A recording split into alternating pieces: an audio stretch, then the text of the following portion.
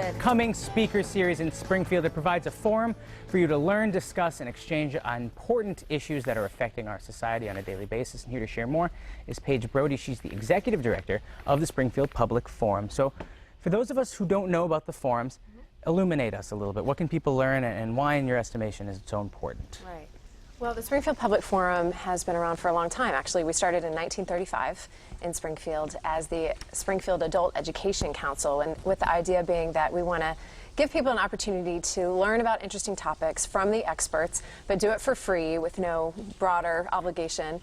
And again, we've been doing that for almost 78 years. But in the last 5-10 years, we really see our role being even larger than that, as being able to ignite minds, of course, but also ignite conversation and get people talking about important topics, and knowing that that can have ripple effects in the community as well. Well, and it enables that community that's so important, that you can have free events to go to that won't only entertain, but they might start that conversation, is so important. Because if you change one person, it doesn't end there. If you get one person talking, then it just exponentially multiplies. Right, people talk at the water cooler, they talk at the dinner table when they get home, they talk at work, they talk at school.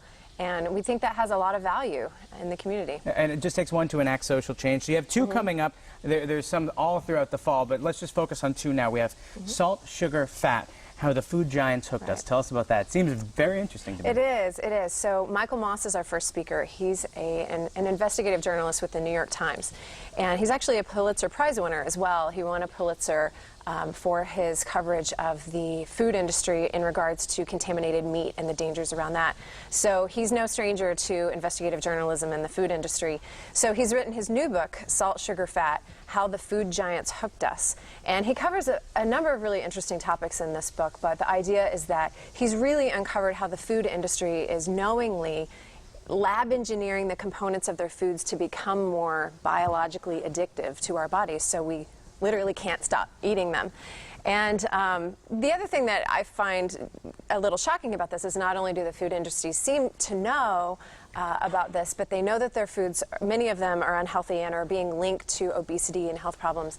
But they are being very efficient marketers and diverting attention from those health problems and marketing their foods as healthier and healthier, even though they're not. And so I'm really excited to hear more about him and his research that he uncovered. And that's this Thursday. This Thursday it's coming up, and that's at Springfield Symphony Hall. It's a great open space, beautiful building. So it's just, I'm so happy that you're doing it, because oftentimes people are ignorant about the food that they eat because we're in such a rush to do everything all the time that we don't relax and think about what's actually important, which is all the stuff that we're putting in our bodies. And you are what you eat. And you know, I should say too that another exciting aspect of this event and all of our keynote speeches at Symphony Hall is they're all free. You can just decide on a whim to show up, walk in the door, hear a fantastic speech by an amazing, talented mind, and go home and talk about it later. And there's another talented mind. We have Spencer Wells. He's talking about tracing the human family tree. What can everybody out there learn from that event? Right. Spencer Wells is an anthropologist as well as a geneticist. And his work has been focused around finding the origins of man. And he has he's launched a new project, well, it's fairly new now, called the Genographic Project, and he's coming to Springfield to talk a little bit more about that. The idea is that he and the Genographic Project, in association with the National Geographic Society, are going to all corners of the globe and are collecting anonymous DNA material from people who are donating it to the project, and they're able to analyze that and overlay it and see that we actually all have a single common ancestor, and it's not nearly as long ago as once thought.